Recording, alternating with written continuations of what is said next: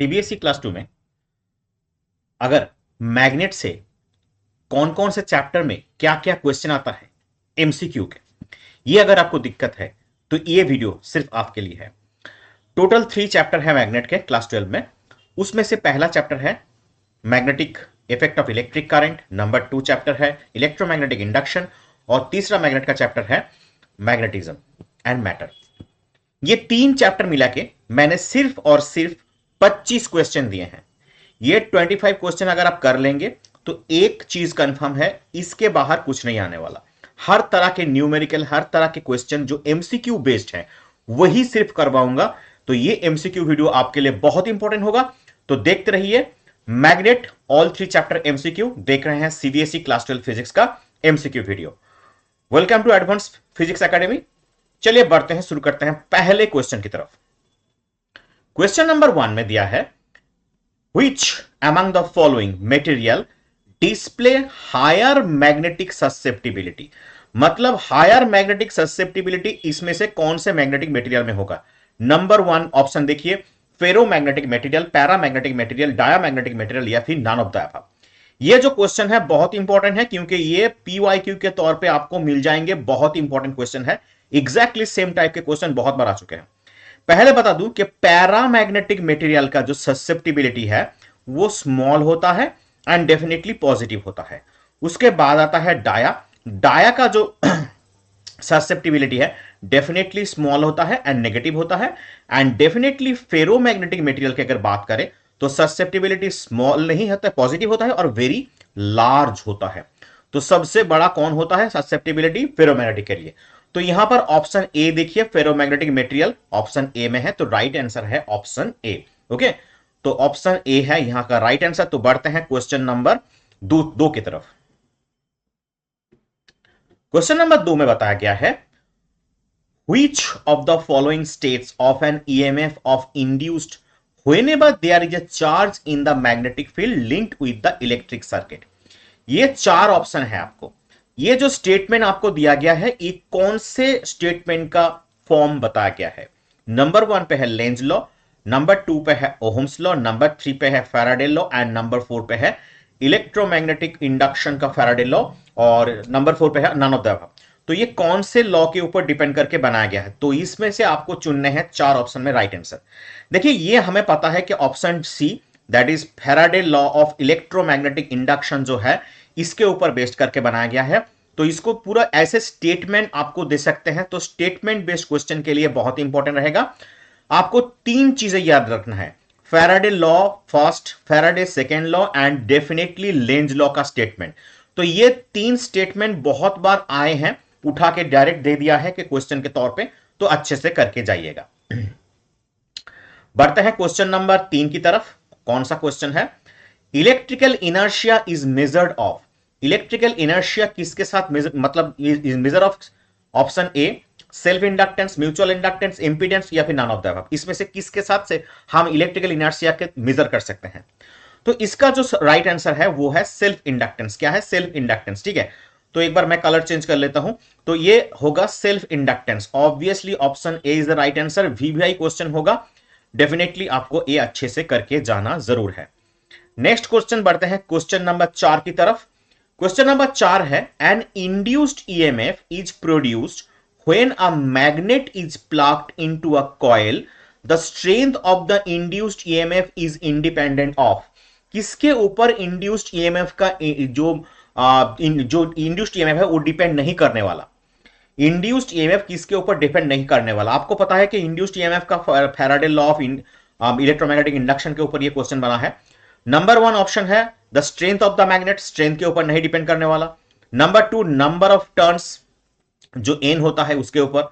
Number 3 resistivity के ऊपर, जो वायर होता है रेजिस्टिविटी उसके। एंड नंबर 4 डी, जो है speed with which the magnet is moved, मतलब जो स्पीड से मैग्नेट मूव कर रहा है उसके ऊपर। तो 4 नंबर क्वेश्चन का जो राइट आंसर होगा वो है option C, that is the resistivity of the wire इसके ऊपर डिपेंड नहीं करने वाला। कॉइल का जो वायर है उसके रेजिस्टिविटी के ऊपर ये डिपेंड नहीं करने वाला। ठीक है, तो हमेशा इसको याद रखिएगा, इसको डेफिनेटली ऑप्शन सी पे डिपेंड नहीं करने वाला। चलिए बढ़ते हैं नेक्स्ट क्वेश्चन की तरफ। क्वेश्चन नंबर 5 में क्या है देख लेते हैं एक बार। क्वेश्चन नंबर 5 में बताया गया है the coil are placed close to each other. Two coils जो हैं बहुत ही पास पास है।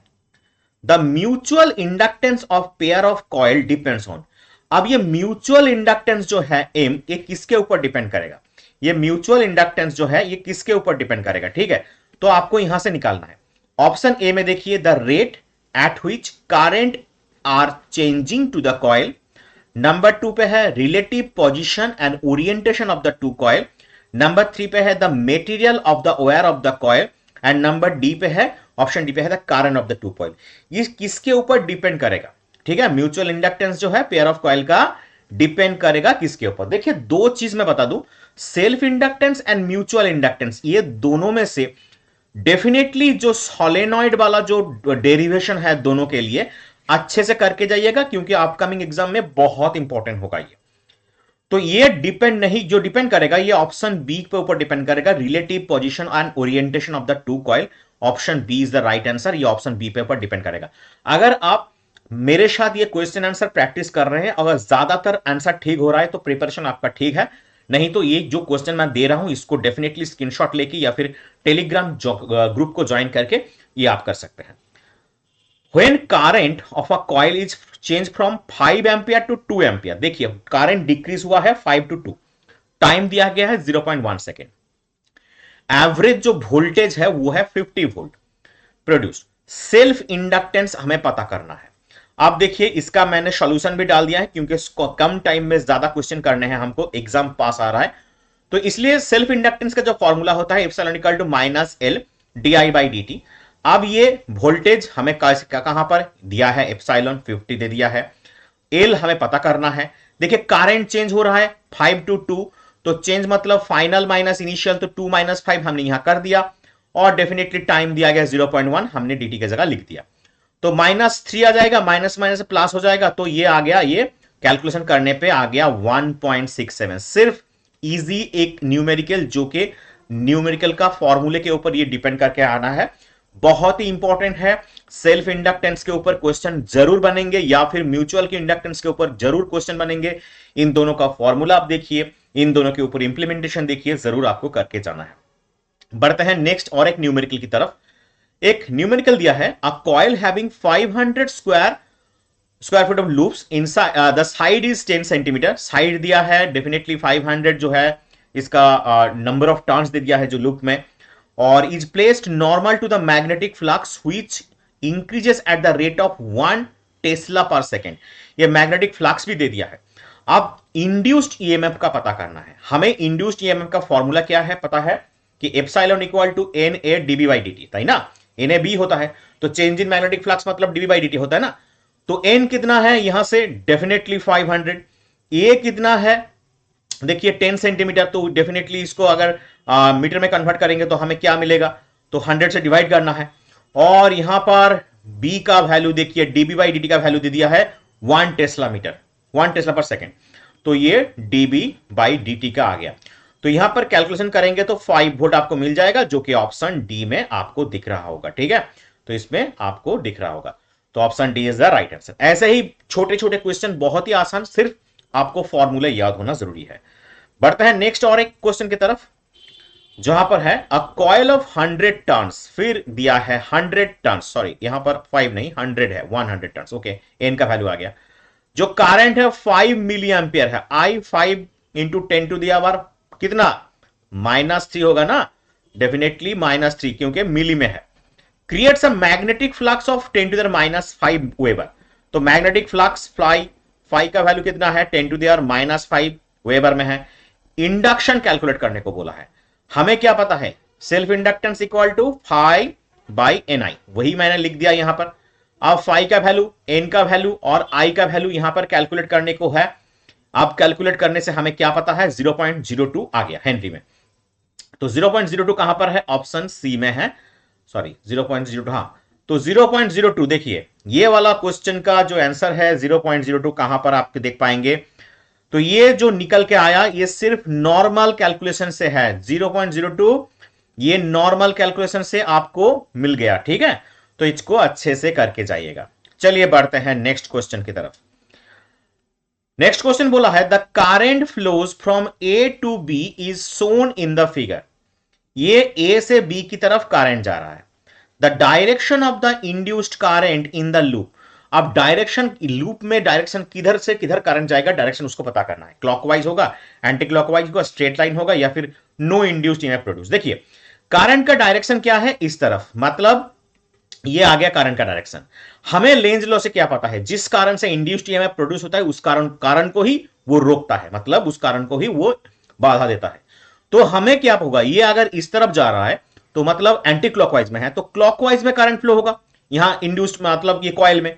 तो ये सारे जो आंसर होंगे ऑप्शन ए क्लॉकवाइज का आंसर होगा। ठीक है, क्लॉकवाइज इसका आंसर होगा। बढ़िया, तो डेफिनेटली इसका राइट आंसर होगा ऑप्शन ए। ठीक है, चलो नेक्स्ट क्वेश्चन बढ़ते हैं और एक तरफ। The magnetic flux linked with the coil N turns, area of cross section A held with plane parallel to the field. Magnetic field का बी बताया गया है। तो मैग्नेटिक फ्लक्स जो है इसमें कौन से ऑप्शन राइट होंगे, आपको क्या लगता है कौन सा ऑप्शन राइट होगा? देखिए मैग्नेटिक फ्लक्स का ये जो वाला जो ऑप्शन आएगा डेफिनेटली कौन सा आएगा, ऑप्शन कौन सा आएगा, डी, जीरो। ठीक है, ये आ जाएगा ऑप्शन डी। मैग्नेटिक फ्लक्स का जो फॉर्मूला है डेफिनेटली उसके ऊपर डिपेंड करके ये क्वेश्चन है। डेफिनेटली ये पीवाईक्यू में आपको मिल जाएंगे, बहुत इंपॉर्टेंट क्वेश्चन है, मार्किंग करके रखिएगा। बढ़ते हैं नेक्स्ट क्वेश्चन और एक डेफिनेटली लॉ के ऊपर क्वेश्चन बना है। Direction of the current induced in an wire moving in a magnetic field found using. देखिए कोई भी एक मैग्नेटिक फील्ड में एक वायर जो मूव कर रहा है उसका डायरेक्शन ऑफ इंड्यूस्ड करंट किस लॉ से पता चलता है? Fleming left hand rule, right hand rule, ampere rule, या फिर राइट हैंड क्लेफ्ट रूल। तो ऑप्शन यहां पर कौन सा होगा? ऑप्शन राइट हैंड रूल में पता चलता है, option B. Option B right hand rule से direction of the induced current, direction of the induced current का पता चलता है। बहुत ही वीवीआई है राइट हैंड रूल का ये जो स्टेटमेंट है, आप एक बार इसको देख के जाइएगा क्योंकि ये सारे चीज आपको पता होना चाहिए बेसिक क्वेश्चन सॉल्व करने के लिए। और ये क्लास 12 सीबीएसई में ऐसे ही क्वेश्चन बनने की संभावना सबसे ज्यादा है। नेक्स्ट क्वेश्चन ऑब्वियसली एक कॉन्सेप्ट बेस्ड क्वेश्चन है। Which of the following statement is not correct? देखिए इसको अच्छे से देखिए, नॉट लिखा है। पहले ऑप्शन पढ़ो, whenever the amount of magnetic flux linked with the circuit changes and EMF induced in the circuit, definitely है। तो इसके बाद वाला कौन सा है देखते हैं। The induced EMF lasts so long as the change of magnetic flux continues, ये भी फैराडे लॉ के ऊपर डिपेंड किया। पहले दो तो फैराडे लॉ का स्टेटमेंट बता रहा है, मतलब सही है। Next the direction of the induced EMF given by the Lenz law, बढ़िया, ये भी ठीक है। Lenz law is the consequence of the law of conservation of momentum. ये वाला जो ऑप्शन है ये हमें ठीक नहीं लग रहा है, मतलब ये वाला ऑप्शन यहां पर गलत है। तो हमें नॉट करेक्ट पता करना था, तो ये ऑप्शन डी आपको पता करना है। ठीक है, अगर पहली बारी में इसको आप पता ना कर पाए तो क्या करना है, एक एक करके ऑप्शन को एलिमिनेट करना है। आखिर में जो दो रह जाएंगे उसको बार बार पढ़िएगा तो देखिएगा आपको ऑप्शन ये मिल जाएगा। चलिए बढ़ते हैं नेक्स्ट क्वेश्चन की तरफ। नेक्स्ट क्वेश्चन में क्या है, a solenoid is connected to a battery, show that the steady current flows through it. If an iron core is inserted into the solenoid, the current will. अगर मान लो कि एक solenoid में एक बैटरी के साथ कनेक्टेड है, स्टेडी करंट फ्लो कर रहा है, ठीक है, और एक आयरन कोर को इंसर्ट किया सोलिनॉइड में, तो करंट का क्या होगा? इंक्रीज, डिक्रीज, रिमेन सेम, या फिर पहले इंक्रीज करके डिक्रीज हो जाएगा? क्वेश्चन नंबर 13 का जो राइट आंसर होगा डेफिनेटली डिक्रीज हो जाएगा। अगर तुमने ये आयरन कोर को सोलिनॉइड में इंसर्ट किया तो उसका जो टोटल करंट है वो हमेशा डिक्रीज करेगा। ठीक है, पूरा थ्योरी में समझो और फ्लेमिंग राइट हैंड रूल को समझो तो ये क्वेश्चन तुम्हें बहुत आसानी से मिल जाएंगे। ठीक है, तो ये राइट आंसर होगा ऑप्शन बी। चलिए बढ़ते हैं नेक्स्ट क्वेश्चन, बहुत ही कॉन्सेप्चुअल क्वेश्चन है। There are two coil A and B, दिखाई दे रहा है हमें ए कॉइल और B coil shown in the figure. A current start flowing in the B figure shown, and when A moves towards B, it stops. A current starts flowing in B as shown. Definitely A जो अगर move कर रहा है तो B पे current flow हो रहा है। A स्टॉप मूविंग जब करेगा तो डेफिनेटली B स्टॉप कर देगा।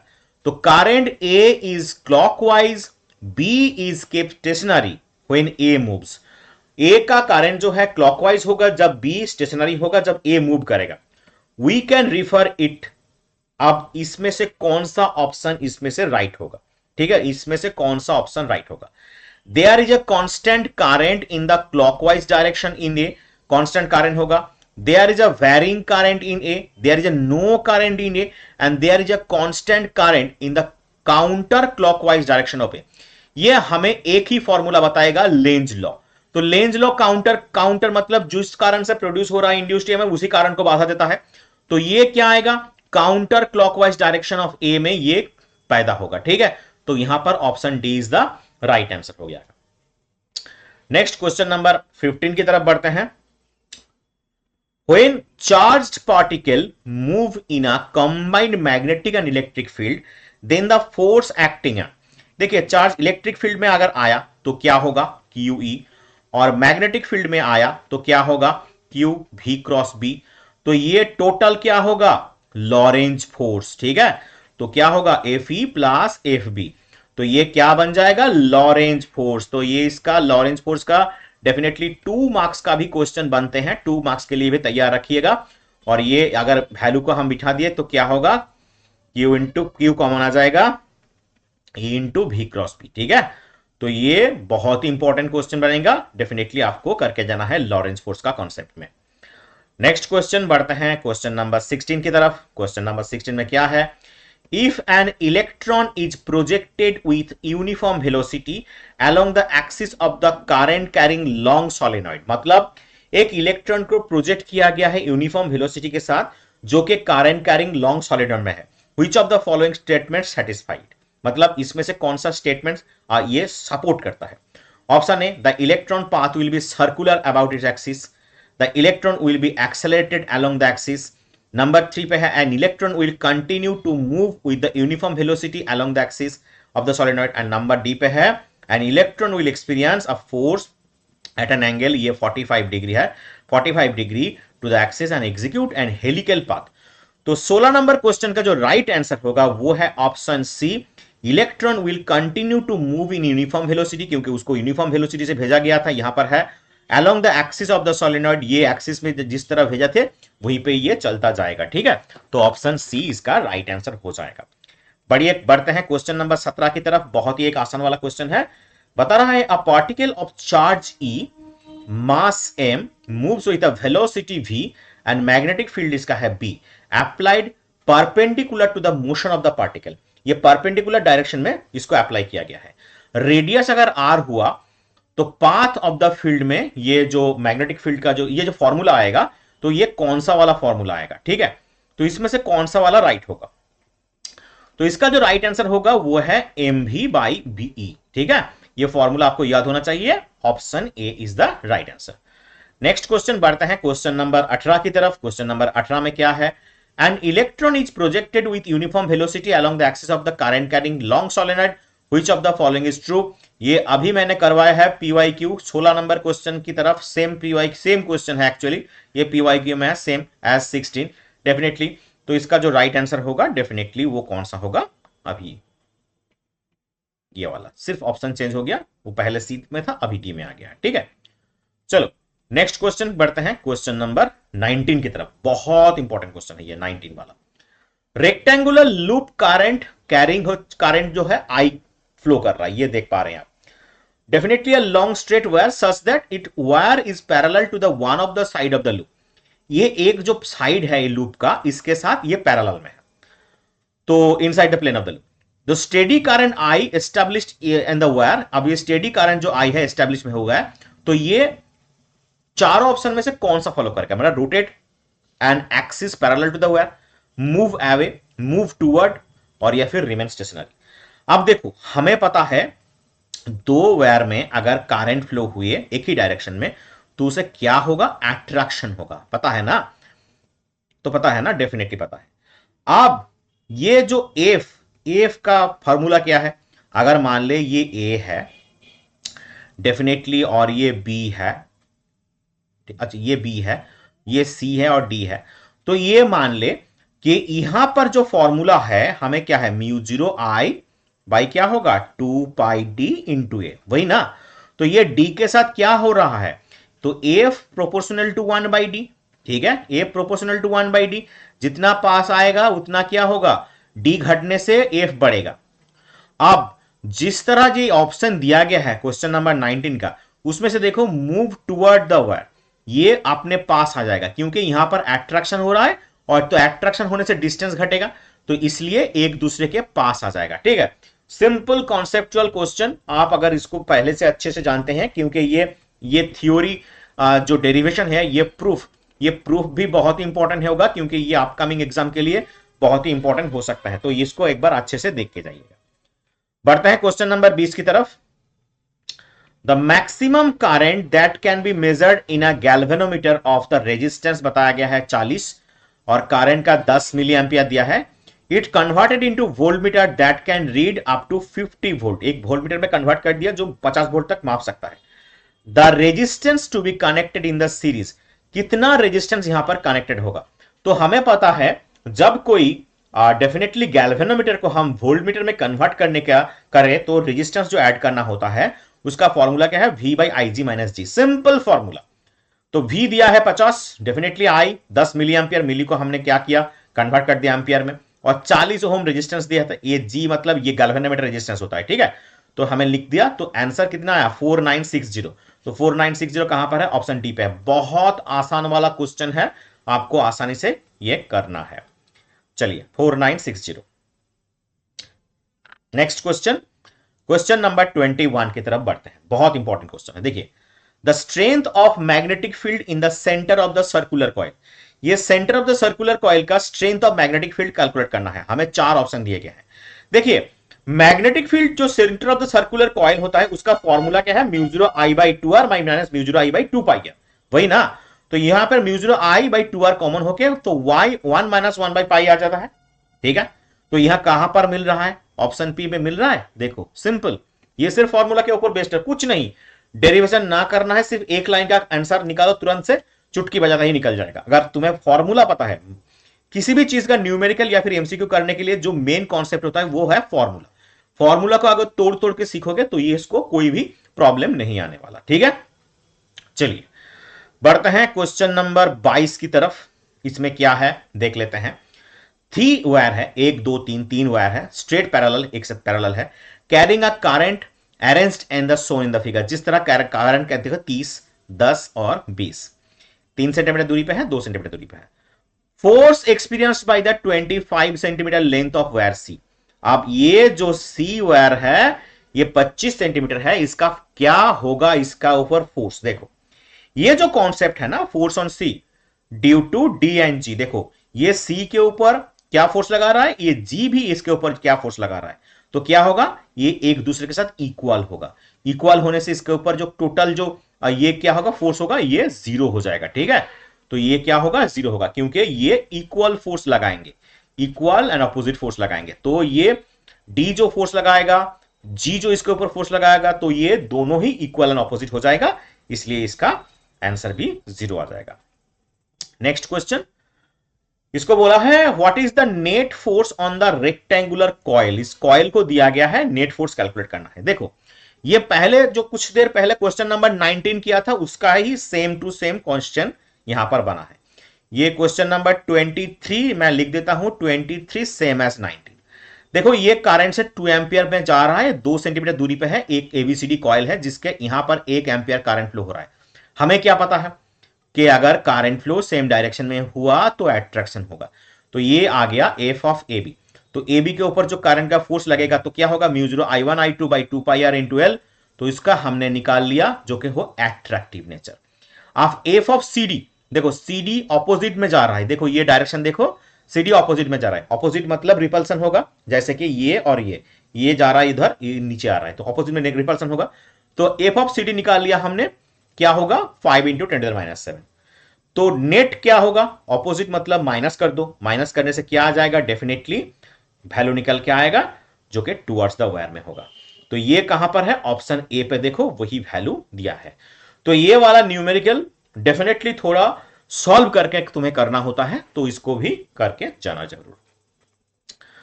बढ़ते हैं क्वेश्चन नंबर 24 की तरफ। क्या है, 2 alpha particle have ratio in their velocity 3:2 and entering in the field if they move in a different circular path then the ratio of their radius. तो क्या होगा, ये वेलोसिटी का जो रेशियो है 3:2 बताया है, ठीक है। अब इसको कैसे करेंगे, हमें क्या पता है, क्यू भी equal to M V square by R, ये फोर्स सेंट्रीपिटल फोर्स के बराबर होता है, पता है ना, ये सेंट्रीपिटल फोर्स का फॉर्मूला है, और मैग्नेटिक फील्ड में जो सर्कुलर पाथ में जो फोर्स लगते हैं वो है क्यू भी। अब यहां से हमें क्या निकालना है भाई, आर निकालना है, तो आर निकालो, एम भी बाई क्यू बी हो गया, एम भी बाई क्यू बी। तो हमें क्या करना है, रेडियस निकालना है, R1/R2। तो यहां से हमें क्या करना है, M V one by Q B, M V two by Q B. तो सभी कट गए, सिर्फ V1 V2 रह गया, तो हमें क्या मिला, V1 by V2। V1 by V2 कितना आया, डेफिनेटली 3/2, 3/2 हो गया। तो ये रेडियस का हमें क्या निकालना था, रेशियो निकालना था, हमने वो निकाल के रख दिया। चलो, तो इसका जो आंसर है वो है ऑप्शन बी। देखो फिर से मैं बता रहा हूं, ये है फोर्स और ये है सेंट्रीपिटल फोर्स का वैल्यू, मैग्नेटिक फील्ड में फोर्स लग रहा है ये, तो ये सेंट्रीपिटल फोर्स दोनों ही सेम हो रहा है। तो यहां से हमने रेडियस का फॉर्मूला निकाल लिया, तो दोनों रेडियस मतलब R1 और R2 का रेशियो बनाओ, जो क्यू भी है ये तो कट जाएंगे, एम कट जाएगा, तो V1/V2 आ जाएगा, V1/V2 का हमने रेशियो निकाला तो 3/2 आ गया, तो हमें यहां से अपना आंसर भी मिल गया। बढ़ते हैं क्वेश्चन नंबर 25 की तरफ। 25, क्वेश्चन नंबर 25 में क्या है, a moving coil galvanometer can be converted into ammeter. एक मूविंग कॉइल गैल्वेनोमीटर को हमने एमीटर में कन्वर्ट करना है, तो इसमें से कौन सा ऑप्शन रही होगा, option A introduction of shunt, सब introduction of shunt resistance in the large value in series, introduction of shunt resistance small value in parallel, introduction of resistance of a small value in series, introduction of resistance in large value in parallel। तो हमेशा याद रखना कि इसका option B मतलब shunt जो होगा resistance का वो स्मॉल वैल्यू का होगा और डेफिनेटली पैरेलल में कनेक्ट होगा।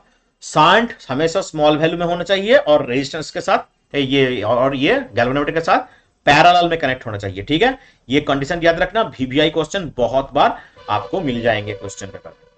बढ़ते हैं क्वेश्चन नंबर 26 की तरफ, बोलते हैं the correct plot of the magnitude of the magnetic field B versus the distance of a centre of a wire. ये जो आर उसका रेडियस है उसके साथ ग्राफ कौन सा वाला करेक्ट होगा। क्वेश्चन नंबर 26 का जो राइट आंसर होगा ऑप्शन बी। आपको ये एनसीईआरटी के बुक में ही भी मिल जाएगा और ये डेफिनेटली बहुत इंपॉर्टेंट है, जो मैग्नेटिक फील्ड के साथ और डिस्टेंस का साथ जो ग्राफ है, ये बहुत बार ग्राफिकल रिप्रेजेंटेशन ऐसे दे देते हैं, आपको हमेशा याद रखना जरूरी है। बढ़ते हैं क्वेश्चन नंबर 27 में, क्या है 27 में क्वेश्चन, एम्पियर सर्किटल लॉ का मैथमेटिकल फॉर्म कौन सा है, जल्दी जल्दी बताओ, मैं इसको बोलूंगा भी नहीं, आपको पता है एम्पियर सर्किटल लॉ होता क्या है। एम्पियर सर्किटल लॉ का स्टेटमेंट बहुत बार पूछा जा चुका है और इसके साथ स्टेटमेंट के साथ मैथमेटिकल फॉर्म भी लिखना जरूरी होता है। तो जल्दी जल्दी बताओ, इसका राइट आंसर होगा option B. B dot D L close line integral में म्यू जीरो आई के साथ इक्वल होता है, तो यही है ऑप्शन राइट आंसर बी का। और बढ़ते हैं क्वेश्चन नंबर 28 की तरफ। In a moving coil galvanometer the deflection phi on the scale by a pointer attracted to the spring, ये कौन सा फॉर्मूला डिफ्लेक्शन को डिनोट कर रहा है। क्वेश्चन नंबर 28 का इसका जो आंसर है ये है option A B C D में, कौन सा है, जल्दी जल्दी बताओ। ऑप्शन सी इसका राइट आंसर है, एन ए बी बाई के इंटू आई, ठीक है। ये इसके ऊपर, ये फॉर्मूला के ऊपर न्यूमेरिकल बन भी सकते हैं, डेफिनेटली न्यूमेरिकल करके जाना है, ठीक है। चलो, अगर ये वीडियो अच्छा लगे तो लाइक और सब्सक्राइब करना, दोस्तों के साथ शेयर करो, और डेफिनेटली कौन सी चैप्टर का एमसीक्यू चाहिए उसका, या फिर कौन सी चैप्टर का न्यूमेरिकल चाहिए उसका टॉपिक नेम वीडियो डिस्क्रिप्शन में या फिर कमेंट बॉक्स में कमेंट कर दो। डेफिनेटली मैं तुम्हारे लिए कमेंट से देख के हर एक का रिप्लाई दूंगा और ये उसके ऊपर वीडियो अलग से बन जाएगा। इलेक्ट्रिक फील्ड का अभी चैप्टर 1 का वीडियो का पूरा एमसीक्यू आ चुका है, अगर नहीं देखे होगे तो देख लो। इसके बाद पोटेंशियल या फिर मॉडर्न फिजिक्स लाइट सभी का एमसीक्यू पार्ट चल रहा है, एक एक करके आ जाएगा। चैनल के साथ जुड़े रहिए, दोस्तों के साथ लाइक और सब्सक्राइब करते बने रहिए। धन्यवाद।